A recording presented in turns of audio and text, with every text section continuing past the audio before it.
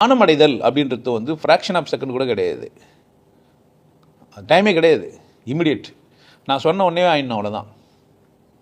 நம்ம ப்ராசஸ் பண்ணால் ப்ராசஸே பண்ணுங்கணும், அப்படி கிடையாது. நீ எப்போனா உனக்கே உணர்ந்து டக்குன்னு மாறிடுவேன். ஞானமடைதல்னா யோகமடைதல், ஞானமடைதல் ரெண்டும் வேறு வேறு. யோகமடைதலில் இது ஃப்ராக்ஷன் ஆஃப் செகண்ட் பக்கன்ஸ்லாம் எதுவுமே கிடையாது. தண்ணி அடுப்பு எடுத்து மூடுனா தண்ணி என்ன தான் ஆகும், கொதிக்கும், டைம் எடுக்கும். பாத்திரம் சூடாகிறதுக்கு கொஞ்சம் நேரம் ஆகும், தண்ணிக்கு சூடாகிறதுக்கு நேரம் ஆகும். 100 டிகிரி ரீச் ஆனோடனே என்ன ஆகும், பொங்கும். இது யோகமடைதல். அது என்னது? என்னோட பயிற்சி யோகமடைதல், ஞானமடைதல் கிடையாது. என் பயிற்சின்னா கீழே எழுதி வச்சுருப்பேன், போய் பார்க்கணும்.